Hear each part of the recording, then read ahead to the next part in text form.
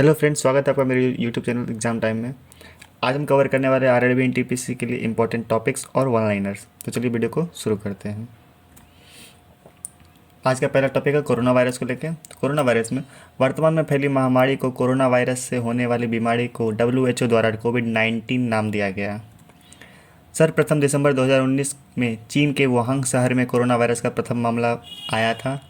यह मनुष्य के श्वसन तंत्र को प्रभावित करता है, जिससे हमारे श्वसन तंत्र में बलगम इकट्ठा होने लगता है और हमारे श्वास नली को जाम कर देता है, जिस वजह से हवा उसमें नहीं जा पाती है और मरीज़ को सांस लेने में कठिनाई होती है। अंततः मरीज़ सांस नहीं ले पाता और उसका जान चला जाता है। भारत में कोरोना वायरस का पहला मामला केरल में दर्ज किया गया था। WHO ने कोविड-19 को प्रसार को देखते हुए इसे वैश्विक महामारी घोषित कर दिया था। विश्व बैंक ने कोविड-19 से प्रभावित देशों को 12 अरब डॉलर की सहायता राशि प्रदान की। कोरोना वायरस को महामारी घोषित करने वाला प्रथम भारतीय राज्य हरियाणा था। कोरोना वायरस में इससे प्रभावित सबसे पहला मौत कर्नाटक में हुआ था। भारत के केंद्र शासित प्रदेश लक्षद्वीप में इसका एक भी मामला दर्ज नहीं हुआ था। भारत सरकार ने इस महामारी से निपटने हेतु महामारी रोग अधिनियम 1897 लागू किया गया। इसमें IPC 188 के तहत लोगों को 1 से 6 महीने की सज़ा दी जाती थी या फिर 1000 रुपये का जुर्माना किया जाता था। इसी धारा के अंतर्गत सबको पुलिस डंडे से मार रही थी। इसका सारा आर्टिकल मैं डिस्क्रिप्शन में दे दूँगा, आप वहाँ से डाउनलोड कर सकते हैं। भारत में प्रधानमंत्री नरेंद्र मोदी ने लोगों को एहतियात बरतते हुए 22 मार्च 2020 को जनता कर्फ्यू लगाने का अपील की थी। कोविड-19 के वैक्सीन का मानव परीक्षण सर्वप्रथम अमेरिका ने किया था। कोविड-19 के लिए सर्वप्रथम रूस के द्वारा स्पुतनिक बी नामक वैक्सीन पंजीकृत किया गया था। भारतीय प्रधानमंत्री नरेंद्र मोदी के प्रस्ताव पर सार्क देश के लिए कोविड-19 इमरजेंसी फंड बनाया गया, जिसमें भारत ने $10 मिलियन की सहायता राशि दी थी। अगला टॉपिक है रिजर्व बैंक द्वारा जारी नवीनतम मौद्रिक दर। तो सबसे पहले ये जान लेते हैं कि RBI का गवर्नर कौन है, तो शक्तिकांत दास। RBI में नया बैंक दर क्या है, 4.25%। रेपो दर 4%। रिजर्व रेपो दर 3.35%। CRR 3%। MLR 18%। MSF 4.25%। ये सारी दरें 9 अक्टूबर 2020 से लागू हो चुकी हैं। चलते हैं अगला टॉपिक। अगला टॉपिक है हमारा स्टैच्यू ऑफ यूनिटी के बारे में। 31 अक्टूबर 2018 को प्रधानमंत्री मोदी ने सरदार वल्लभ भाई पटेल के 143वें जयंती पर स्टैच्यू ऑफ यूनिटी का अनावरण कर उसे देश को सौंपा। यह पूरे विश्व की अब तक की सबसे ऊंची प्रतिमा मानी जा रही है। गुजरात के वडोदरा के पास नर्मदा जिले में स्थित सरदार सरोवर बांध से 3.5 किलोमीटर नीचे की तरफ राजपीपला के निकट साधुवेट नामक नदी द्वीप पर 182 मीटर ऊंची सरदार वल्लभ भाई पटेल की प्रतिमा लगाई गई है। यानी कि इस प्रतिमा की कुल ऊंचाई 182 मीटर है। अब इस स्टैचू के बारे में कुछ मुख्य बिंदु है, उसको जानते हैं।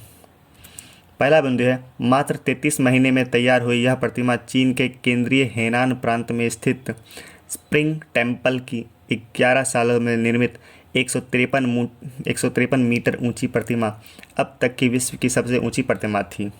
उससे और न्यूयॉर्क की स्टैच्यू ऑफ लिबर्टी की ऊंचाई 93 मीटर से करीब दुगनी है इस मूर्ति की ऊंचाई। इस मूर्ति की लगभग ऊंचाई 182 मीटर के है। चलते अगला बिंदु है, प्रतिमा के निर्माण के लिए भारत सरकार के किसानों से लोहा कॉपर के तहत आवश्यक लोहे के इकट्ठा किया गया था। अगला बिंदु है, इस मूर्ति का डिज़ाइनर पद्म भूषण पुरस्कार से सम्मानित मूर्तिकार राम बनर्जी सूतर ने तैयार किया था।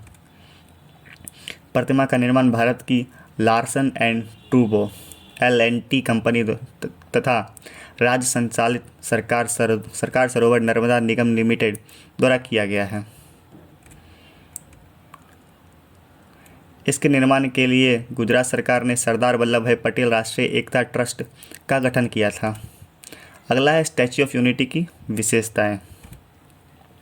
इस स्टैच्यू में लिफ्ट की व्यवस्था की गई है, जिससे पर्यटक प्रतिमा के हृदय स्थल तक जा सकेंगे।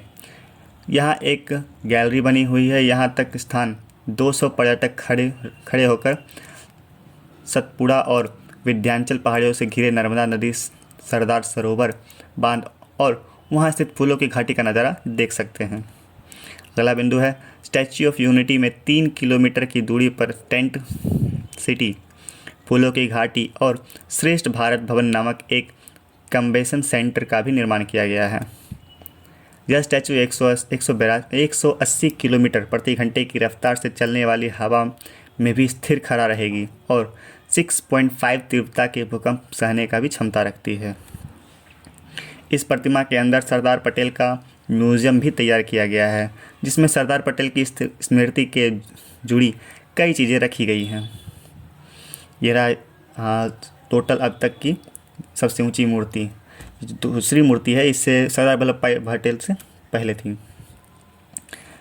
इस मूर्ति की कल्पना किसने की थी? तो राम सुतार ने की थी। यह मूर्ति कहाँ स्थित है? नर्मदा जिले में। इसके आधारशिला की ऊंचाई क्या है? तो 240 मीटर यानी कि 240 मीटर दी गई है। वास्तुकार इसके कौन थे? तो जोसेफ मेना। इस मूर्ति की कुल ऊंचाई क्या है? तो 182 मीटर। इससे पहले मूर्ति जो सबसे ऊंची मूर्ति थी वो थी स्प्रिंग टेम्पल ऑफ बुद्ध। चलते हैं वन लाइनर के सेक्शन में। वन लाइनर है आज का, भारतीय रेलवे के पिता के रूप में किसे जाना जाता है? तो लॉर्ड डलहौजी को। स्वामी दयानंद सरस्वती का वास्तविक नाम क्या था? तो मूलशंकर। एसिड या क्षारीय मिट्टी को किस रूप में भी जाना जाता है? तो कल्लर के रूप में जाना जाता है। बंगाल में स्थायी समझौता की शुरुआत किसने की थी? तो लॉर्ड कॉर्नवालिस ने।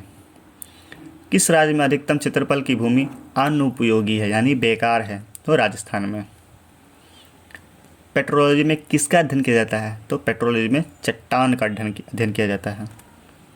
प्राचीन काल में कौन सा भारतीय शहर अवंतिका के नाम से जाना जाता है? तो उज्जैन।